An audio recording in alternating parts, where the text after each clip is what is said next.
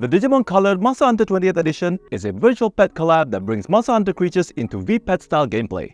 If you're into Monster Hunter or Digimon Vpets, this one's got a ton of cool features, a crazy evolution system, and some solid quality of life improvements. We got our hands on it, and after spending some time with it, we've got a lot to say. So, let's dive right in. Hey, this is Sean from Gamer Braves. It's been 8 years since we established Gamer Braves channel. We went to a lot of overseas game conference. We did a lot of exclusive interview with a lot of prominent figures from the industry, Ryuzo Sugimoto, Sean Layden, and even Yagu. One of the easiest way to support us is to subscribe to our channel. Support like this will actually gives us motivation and pushes us to produce better content. If you have already subscribed, thank you so much. Please enjoy the rest of the video.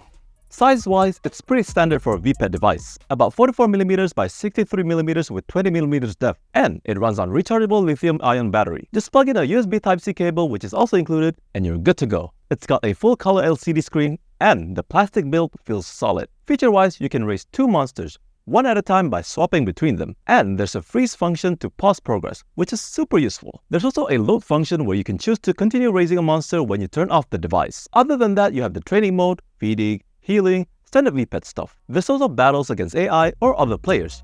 And the most interesting part about this collab is that there's 36 different monsters that you can evolve into. Now let's talk about how it looks, because honestly, it looks gorgeous. Both the Rathalos and Zinogre versions have great color schemes. Rathalos has red and pinkish hues, while Zinogre has that cool teal green look. The textures feel nice, and the 20th anniversary logo on the back is a great touch. In terms of functionality, both versions are identical, just different aesthetics. So, how does raising a monster work? Instead of Digimon's usual branching evolution paths, here you start with the first egg phase, and then after 2 minutes you'll get to the second egg phase. Then after about 20 minutes you'll get to the third stage, which is the base monster like Baby Tigrex, Baby Rathalos, Baby Rajang, and many more. Then the next stage, which takes about 24 hours, you will evolve into the adult form or a subspecies, followed by the final stage, which is a rare or deviant type, which will take about 36 hours. However, for Rathalos and Zinogre specifically, you can evolve them beyond this stage into Rathalos Greymon and Xenogarurumon respectively, a hybrid of monster and Digimon.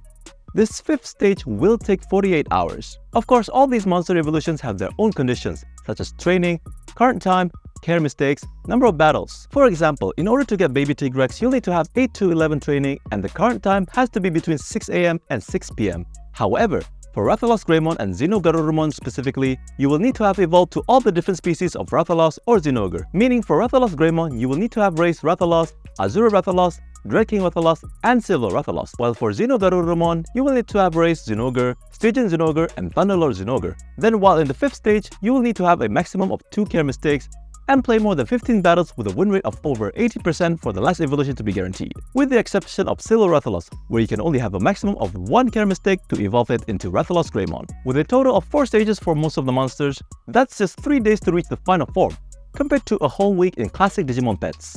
As far as we know, there's no type system like Digimon's vaccine, data, or virus, meaning battles are more straightforward and simplified.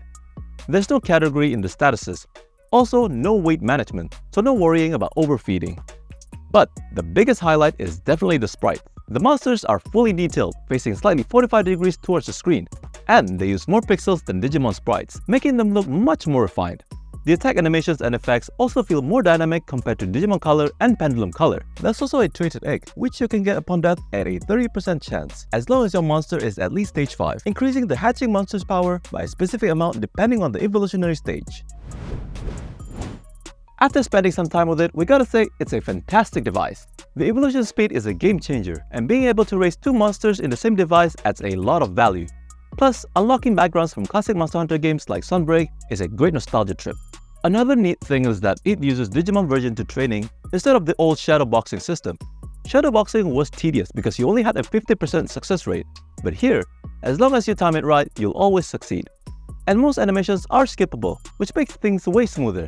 Battling other monsters is fun, but what's even cooler is that this thing can fight Digimon from Digimon Pendulum Color and Digimon Color. Seeing how the different projectile effects interact with each other is actually pretty fun.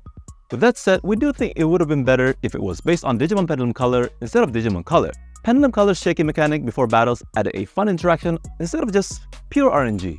So far we've reached Rajang, Grimclaw Tigrex, Red Khezu, and Thunderlord Zinogre. If you're a Monster Hunter or Digimon fan, we definitely recommend picking this one up, especially with Monster Hunter Wilds right around the corner. It's one of the coolest Vpets available right now, and the fact that it can battle Digimon just makes it even better.